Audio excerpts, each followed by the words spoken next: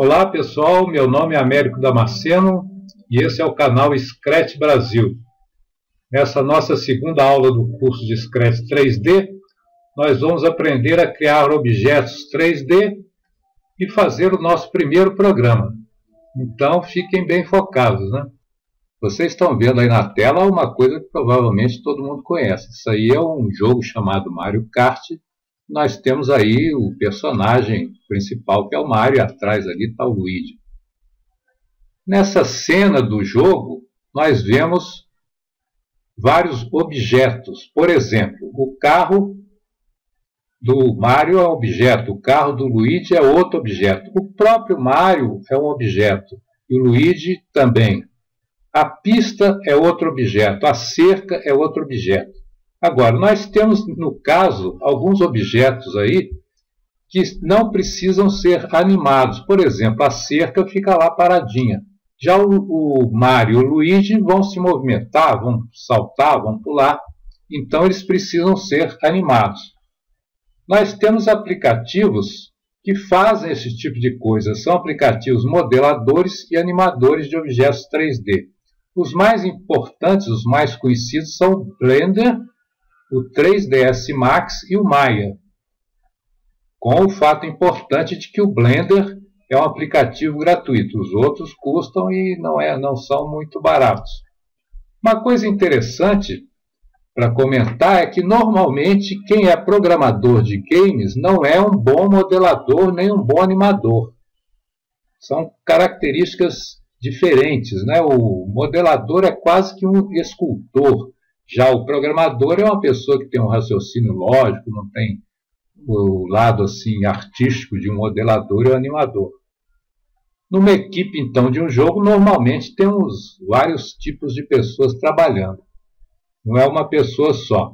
No caso específico nosso aqui, do OpenSim, nós temos um sistema de modelagem de objetos, mas é um sistema muito simples. Nós só podemos criar objetos nesses formatos que aparecem aí nessa imagem. Agora, dá para combinar vários objetos desses num objeto só e fica uma coisa razoável. Muito importante de se notar quando se trabalha com modelagem são os chamados eixos de movimento do objeto. No caso aí, nós estamos vendo um cubo e esse cubo tem 3 eixos de movimento. O eixo vermelho indica como o objeto vai para frente e para trás. O eixo verde, como ele vai para os lados. E o eixo azul mostra como será o movimento para cima e para baixo. E mais importante do que isso, esse eixo azul mostra como o objeto roda, como ele rotaciona. Vamos ver então como essas coisas todas acontecem na prática, né? Na barra superior do nosso espaço 3D, clicamos em construir, depois construir de novo e no cubo. Depois a gente vai num lugar qualquer do terreno e clicamos. Vai aparecer o cubo com os eixos de movimentação. Eu arrastando esses eixos, eu coloco o cubo para frente, para trás, para um lado, para o outro. Interessante também é que eu clicando lá em rotacionar, aparecem aí esses círculos e eu movimentando os círculos eu consigo rotacionar o objeto. Mais interessante ainda é se eu clicar em esticar. Aí aparecem uns cubinhos que se eu arrastar eu aumento o nosso objeto, né? Para frente, para trás, para um lado, para o outro. Mais interessante com relação a essas coisas que nós estamos mostrando é você ir lá no nosso espaço, criar um cubo e brincar com esse negócio. Quando a gente tem um objeto composto de várias partes, vários objetos, a gente tem que prestar atenção que cada parte dessa vai ter eixos de movimentos diferentes. Então a gente tem que definir qual é a parte que vai ter os eixos de movimentos do conjunto. A partir daí a gente aperta a tecla Shift e vai clicando em cada uma das partes. A que define os eixos de movimentos tem que ser a última. A partir daí a gente aperta a tecla Link, ali do lado esquerdo, e aí o nosso boneco vai ter os eixos de movimento da parte de baixo, que foi que a gente escolheu. E a gente pode movimentar o boneco aí como um objeto só. Vamos falar então agora do Scratch 3D, que é muito semelhante ao Scratch 2D. Nós temos aqueles conjuntos de comandos, né? Primeiramente, nós temos os comandos de movimento, que são vai para frente, vai para trás, roda para a direita, roda para a esquerda. Depois nós temos aí um outro conjunto, que é chamado de looks, que tem fala qualquer coisa, ou muda a cor. É importante dizer que está tudo aí em inglês, mas é um inglês muito simples. Nessa parte aí de contras, nós temos quando eu colido, né? Para sempre. Ou então aquelas coisas relativas a condicionais, o if e o if else, que é se acontece tal coisa, faça tal coisa, se não, faz tal outra coisa. Nessa parte aí nós temos uma variável muito importante, que é a distância entre o objeto até o avatar. Nós vamos usar isso futuramente. Nós temos essa parte aí que já é conhecida de vocês, que compara um valor com o outro, vê se um é maior do que o outro, e finalmente nós temos a parte de criação de variáveis.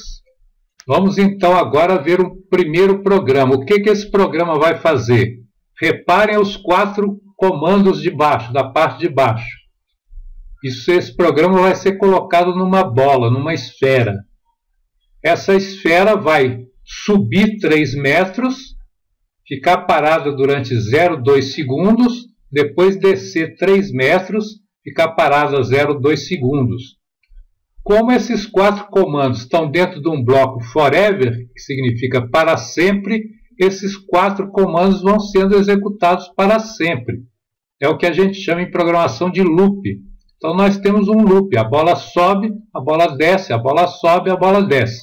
Enfim, ela fica saltitando.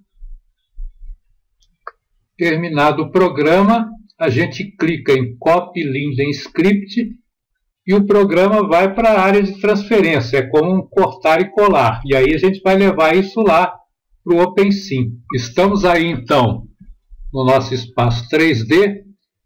E vocês fazem o seguinte, não vão fazer exercício ali perto da placa. Procura um cantinho lá, coisa e tal, mais afastado, porque vão ter 20, 30 pessoas que vão fazer exercício. Então não tem importância, vão ficar 30 bolinhas pulando aí. Mas você chega num canto qualquer, para, e aí vamos colocar a bola ali. Vai lá em construir, né? A gente já viu isso, construir, construir. Lá em cima, construir, construir. Vamos clicar ali na bolinha, depois clicar no terreno. Vocês veem que nessa parte aí da esquerda existe uma série de divisórias. A gente pode fazer um punhado de coisas aí. Podemos, por exemplo, dar um nome para a bolinha. Não interessa isso. Tem uma coisa interessante que a gente pode fazer aí, é ir lá na parte de textura, né? Clicamos em cor, clicamos em vermelho. E a nossa bolinha ficou vermelha. O que é importante mesmo é ir na divisória ali, conteúdo. Aí a gente clica em novo script, aparece uma linha. A gente clica 2 vezes em novo script.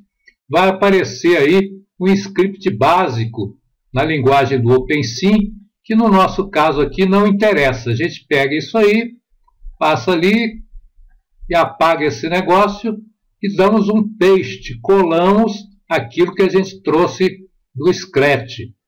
Vamos ali embaixo e damos um save. Não interessa o que foi escrito aí, né? O que foi escrito foi uma tradução do que você programou em Scratch para a linguagem do OpenSim. E a nossa bola ficou ali saltitando. Ah, belezinha, né? Você então deve ir lá no nosso espaço 3D e fazer esse exercício. É isso aí, a aula é essa. Obrigado. Qualquer dúvida que você tiver ou uma sugestão, fale conosco ou no Facebook, ou no YouTube, ou por e-mail, ou no Twitter.